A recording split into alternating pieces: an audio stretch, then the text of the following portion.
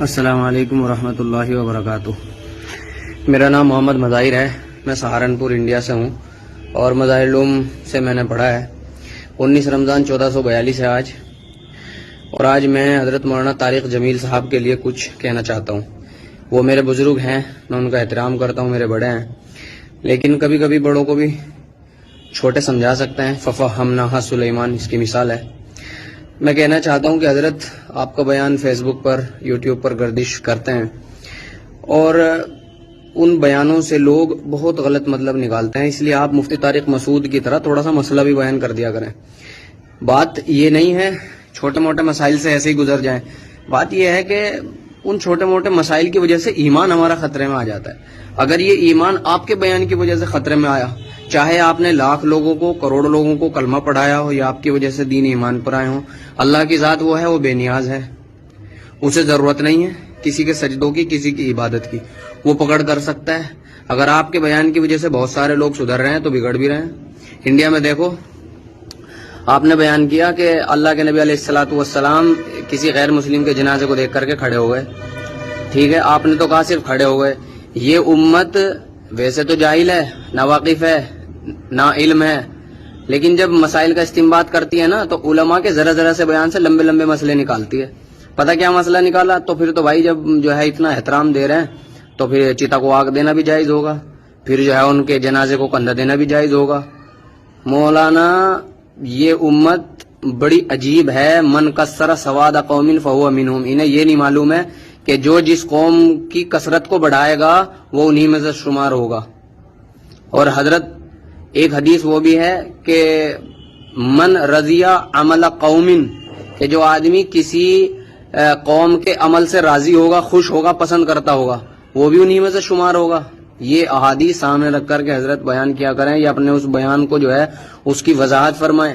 ہمارے یہاں لوگ چتاؤں کو آگ دے رہے ہیں، ہمیں بڑی تکلیف ہوتی ہے۔ ہم نے مسئلہ دیکھا دارالعلوم کی ویب سائٹ پر، مظاہرالعلوم کی ویب سائٹ پر، چتا کو آگ دینا بھی حرام ہے اور کندھا دینا بھی حرام ہے۔ محبت ٹھیک ہے، محبت، لیکن وہاں تک محبت چاہیے جہاں تک ہضم ہوتی ہے اور جہاں تک اسلام نے کہا ہو۔ ہم نے آپ کو کبھی اس بات پہ بیان کرتے ہوئے نہیں سنا یا ایھا الذین آمنوا لا تتخذوا الکافرین اولیاء من دون اللہ۔ ہم نے آپ کو کبھی اس بات پر بیان کرتے ہوئے نہیں سنا والذین معہ اشداء علی الکفار رحماء بینہم۔ ہم نے آپ کو کبھی اس بات پر بیان کرتے ہوئے نہیں سنا ورد اللہ الذین کفروا بغیظہم لم ینالوا خیرا۔ ہم نے آپ کو کبھی اس پر بیان کرتے ہوئے نہیں سنا کہ یا ایھا الذین آمنوا لا تتخذوا الذین اتخذوا دینکم ہزوا ولعبا من الذین اوتوا الکتاب من قبلکم والکفار اولیاء۔ ہم نے آپ کو کبھی احب للہ پہ بہت سارا بیان سنا ہے، ابغض للہ پہ کبھی بیان نہیں سنا آپ کا۔ حضرت بہت ساری قرآن پاک کی آیتیں ہیں، ودوا لو تکفرون کما کفروا ولن ترضى عنك اليهود ولا النصارى۔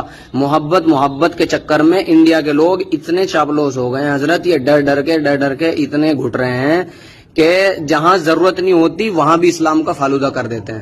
میری مراد یہ نہیں ہے کہ ان سے نفرت کی جائے، میری مراد یہ ہے کہ جتنی محبت اسلام نے کہی ہے بس اتنی کریں، اس سے زیادہ نہ کریں، نیوٹرل رہیں، نہ ان کو برا سمجھیں، نہ تو ان کے مسئلوں میں ٹانگ اڑائیں، اور نہ ہی جو ہے حد سے زیادہ محبت دکھائیں۔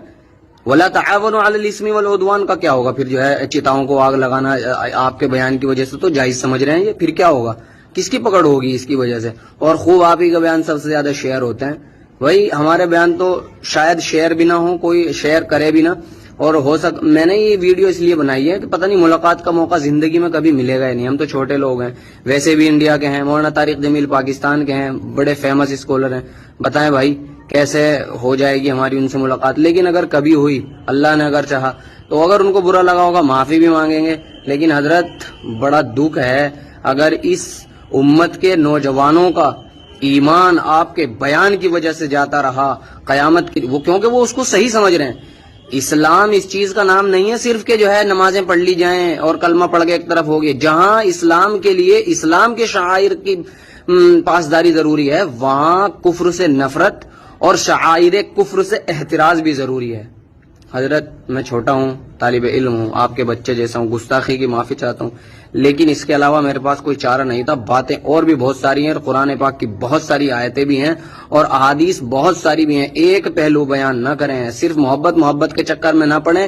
اس محبت کے چکر میں یہ لوگ یوں سمجھنے لگے کہ ایمان اور کفر کے درمیان کوئی فرق ہی نہیں ہے۔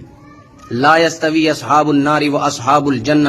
اگر یہ ایمان اور کفر کے درمیان فرق نہ سمجھنے لگے نا پیار پیار کے چکر میں، یہ محبت ہی محبت بانٹتے رہے، خدا کی قسم آپ صرف مکی زندگی کو بیان کرتے ہیں، مدنی زندگی کو بہت کم بیان کرتے ہیں. اگر اللہ کے نبی علیہ الصلوۃ والسلام لا تثریب علیکم اليوم کہہ سکتے ہیں کسی دن، تو انا النبی لا کذب انا ابن عبد المطلب، اور بہت ساری چیزیں ان کو بھی یاد کیجئے. حضرت میں اتنا زیادہ کھل کے نہیں بول سکتا، لیکن میں آپ سے ادباً یہ گزارش کر رہا ہوں میری گستاخی کو معاف کریں اور آپ اپنے ان بیانوں کی وضاحت کریں.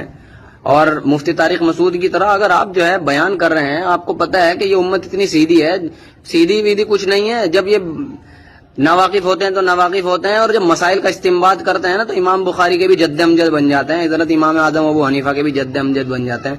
تو اس لیے میری آپ سے گزارش ہے ان ایسے بیانات کی جن میں زیادہ ہی محبت بانٹ دی ہے آپ نے، ذرا ان کی وضاحت کریں اور ان کی وضاحت کر کے مسائل معلوم کر کے مسائل بتائیں. مولانا منظور مینگل سے پوچھیں اور حضرت مولانا مفتی طارق مسعود سے بھی پوچھیں، اور جو آپ کے ساتھیوں میں ہیں، آپ کے شاگردوں میں ہیں. ففہمنا سلیمان کوئی چھوٹا بڑا نہیں ہے ہمارے اسلام کے اندر. ہمارے اسلام کے اندر تو وہ بڑا ہے جو اللہ کے نزدیک متقی ہے، باقی سب ہیچ ہیں. یا ایھا الناس انا خلقناکم من ذکر و انثی وجعلناکم شعوبا وقبائل لتعارفوا ان اکرمکم عند اللہ اتقاکم. آپ کو کچھ کہنے کی ضرورت نہیں ہے، لیکن گستاخی کی معافی چاہتا ہوں حضرت. فقط والسلام. اگر آئندہ کبھی ملنے کا موقع ہوا تو آپ سے ضرور معافی تلافی کروں گا. میں سہارنپور سے ہوں، دلی میں بھی رہا ہوں. محمد مظاہر میرا نام ہے اور مظاہر علوم سے میں نے پڑھا ہے. اللہ تعالیٰ عمل کی توفیق عطا فرمائے. آمین. وما علینا الا البلاغ.